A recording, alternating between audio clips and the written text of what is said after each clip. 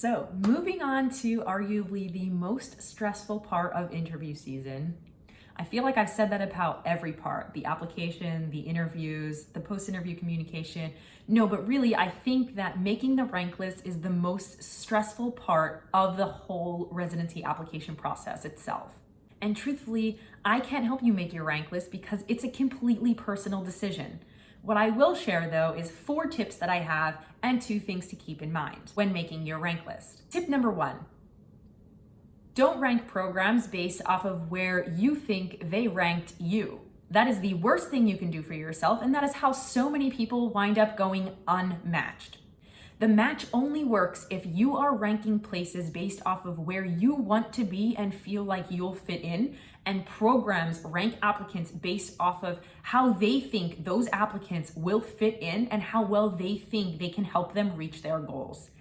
Generally speaking, programs are nice to pretty much everybody. So take everything they said to you, take every smile and conversation you had on the interview trail with a grain of salt. Most people probably had a good conversation with them, and most people probably liked them, and they probably liked them back.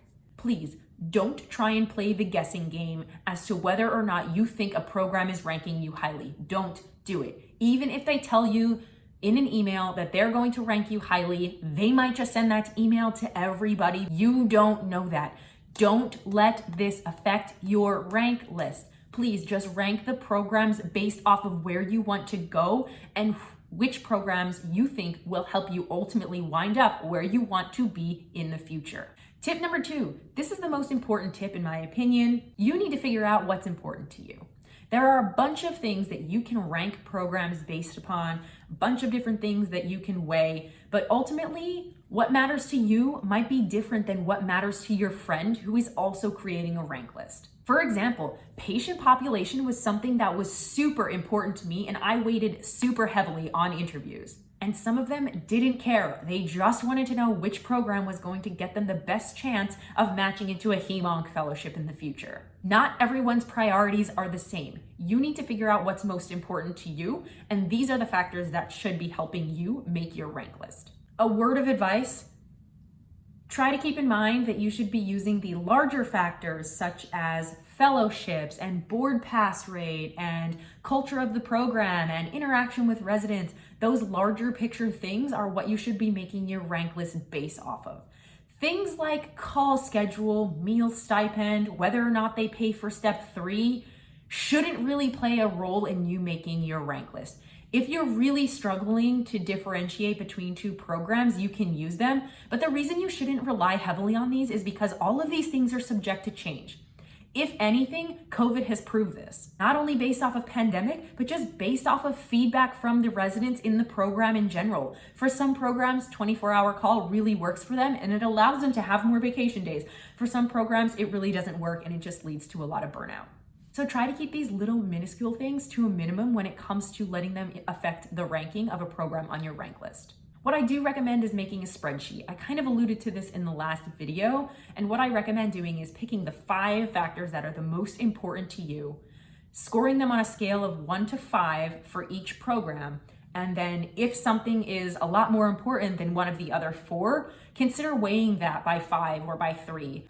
For example, maybe it's location, fellowship match rate, board pass rate, patient population, and camaraderie amongst residents.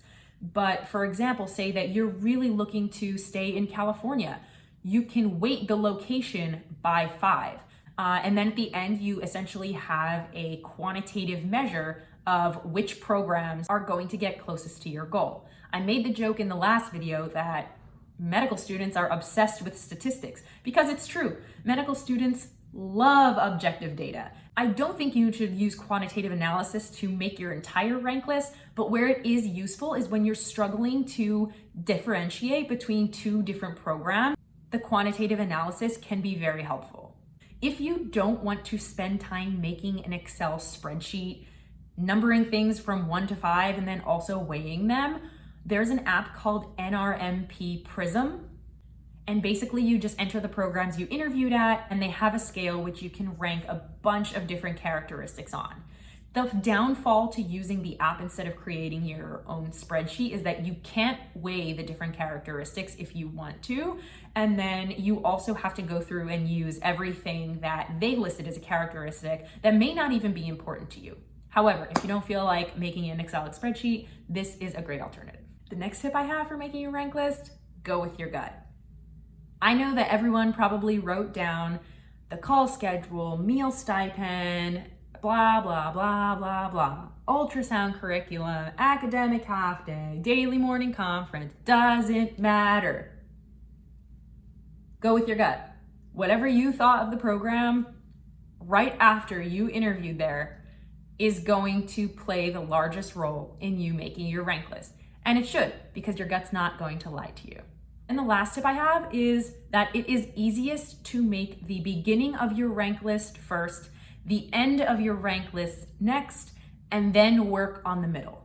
Generally speaking, you know where you want to be, so the top is pretty easy to make. You know where you don't want to be, so the bottom is pretty easy to make. It's the middle where things start to get really fuzzy because you're not really sure if you want to be there and you're not really sure if you don't. To sort out the middle of your rank list, use things like your gut feeling, of course, and then use the quantitative analysis to kind of help propel you in the right direction. The last two things I have to say aren't really tips, they're just things to keep in mind when you're making your rank list. And the first one is, should I rank a program?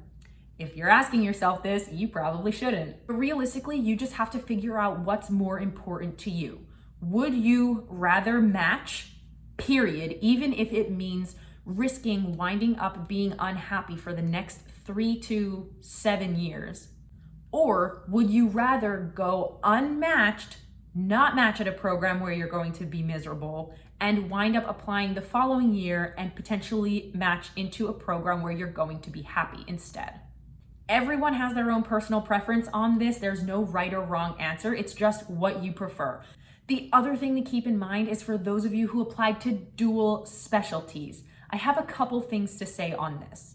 Number one, year after year, people match into a specialty that they applied to as a backup, and then they're upset and they aren't happy.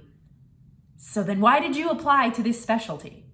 Rank the specialties where you are going to be happy. You can always apply next year. Again, if you're choosing to match over absolutely all else, regardless of whether or not you'll be happy in that particular specialty, keep that in mind that that is a choice that you chose. You chose to apply to a specialty where you knew you weren't going to be happy in, and then you also choose to rank them. Obviously, the contrary seems scary too, not matching and then having to reapply the following year. A year is a long time to wait, so completely understandable, but just keep in mind that those are your choices. And if you're not going to be truly happy matching into a backup specialty, don't rank them. The other thing to remember is if you did dual apply, your chances of matching into that specialty are way higher if you consecutively rank your primary specialty of interest. If you are applying for emergency medicine and you rank 6 emergency medicine programs because you interviewed at 6 emergency medicine programs, and then you interviewed at 3 internal medicine programs, and you rank those number 5 through 8, your chance of matching into emergency medicine is much higher than someone who chose to rank 2 emergency medicine programs, then an internal medicine program, then another emergency medicine program, and then their other 2 internal medicine programs, and finally the rest of their emergency medicine programs. If you want to match into your primary specialty, you are giving yourself the best chance if you rank all of your primary specialties first.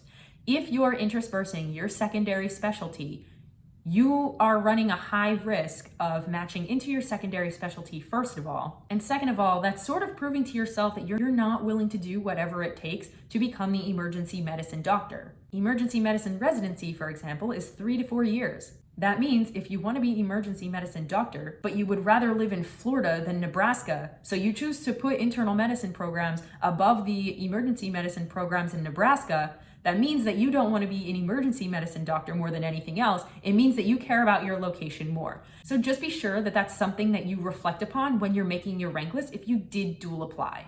Otherwise, that's really all I have to say. I know making your rank list is super stressful, so best of luck. May the odds be ever in your favor. I am cheering for you no matter what, no matter where you want to wind up, no matter what specialty you want to match into. I hope that this advice is like semi-useful. Don't forget to like, don't forget to subscribe, and don't forget to follow me on Instagram.